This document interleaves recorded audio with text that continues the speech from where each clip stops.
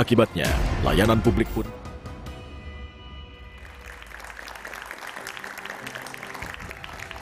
masih bersama saya Budiman Tanrujo di satu meja The Forum. Pratama Persada, ahli keamanan cyber. Ya. Apa saran Anda agar hal yang seperti ini tidak terjadi lagi? Kalaupun terjadi lagi harus cepat diatasin. Ya, jadi menurut saya cyber security itu jangan dijadikan nomor ke-7. Jadikan cyber security is priority gitu. Karena semuanya digital, semua yang terkoneksi ke internet, cyber security itu menjadi gerbang terdepan gitu untuk menahan serangan dari luar. Nah, ketika kita berpikir bahwa cyber security itu penting, security awareness juga penting. Pimpinan yang ngerti terhadap ancaman itu penting. Oleh karena itu, kenapa kita membutuhkan pemimpin-pemimpin yang ngerti masalah transformasi digital gitu. Ngerti masalah ancaman cyber ini gitu. Sehingga apa? Sehingga mereka aware, mereka tahu ketika buat sistem itu ada ancaman sehingga bisa mengamankannya. Nah, kalau sistem kita aman, otomatis kita akan sedikit lebih santai gitu bahwa kita bisa melayani masyarakat dengan baik tanpa kita takut nanti ada ancaman. Kalaupun ancaman itu datang, kita bisa mengatasinya. Bagaimana kita secara cepat merespon, memitigasi ketika terjadi insiden. Itu yang paling penting. Oke, Pak Sulaiman Ponto. Ya, bagi saya itu yang namanya profesionalisme. Profesionalisme dimulai dari manusianya.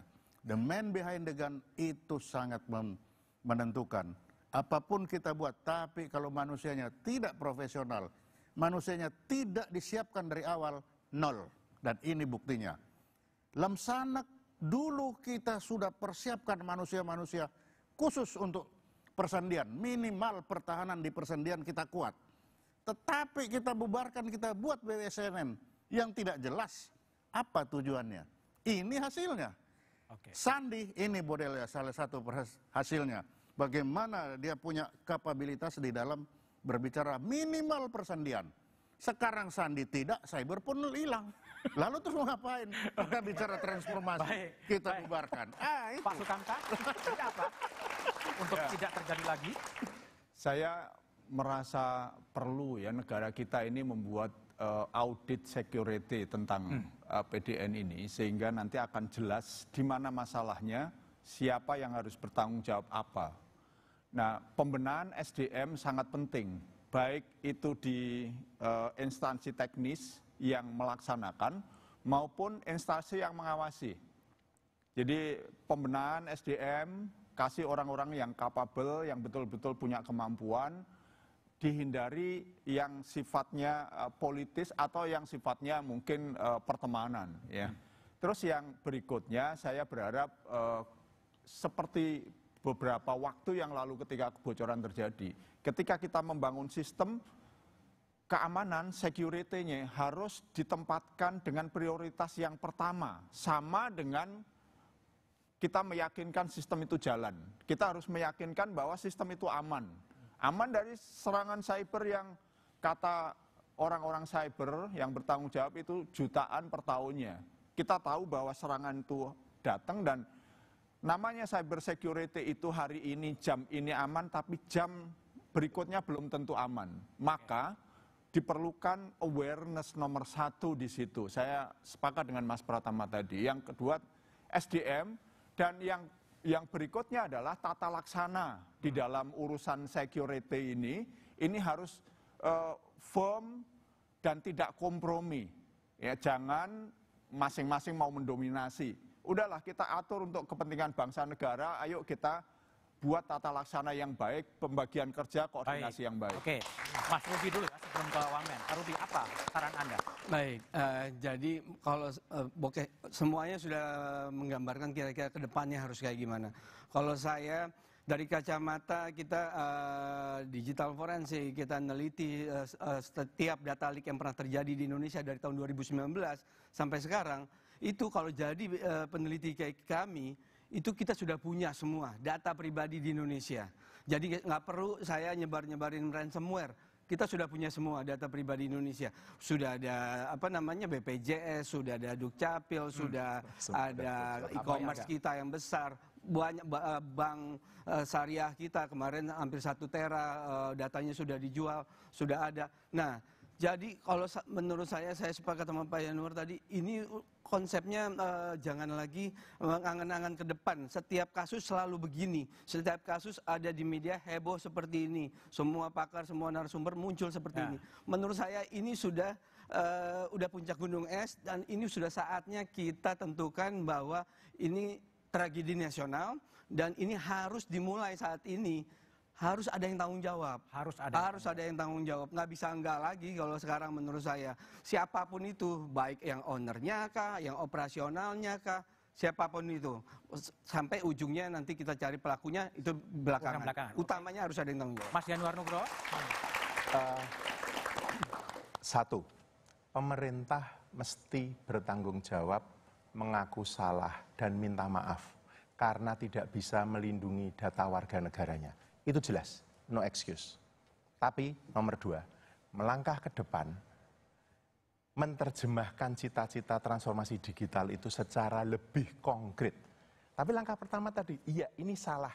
Udah salah, nggak usah cari alasan lagi. Tapi yang kedua adalah, oke diperbaiki kalau begitu. Siapa itu? Pemerintah lah.